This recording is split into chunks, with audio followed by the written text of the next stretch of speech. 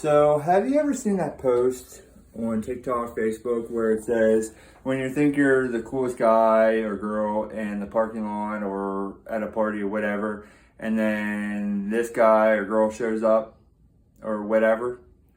Well, when you think you got the biggest egg of the day, and then this one shows up. So, this is about a normal size, or like an extra large egg for us, and I about dropped it. A big sized egg. It don't fit in the carton very well. Like, I have to push it down to get it in.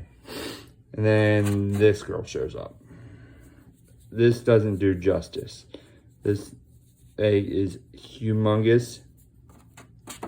It doesn't even fit down in one of the holes for the carton at all. I can't even close this carton, literally. I'll even try to put it in the back. So, I'm gonna have to do it like this. All right, I might, without applying too much pressure, like, that's all the further I can get it down. She is a big girl. Now it's pushed down all the way.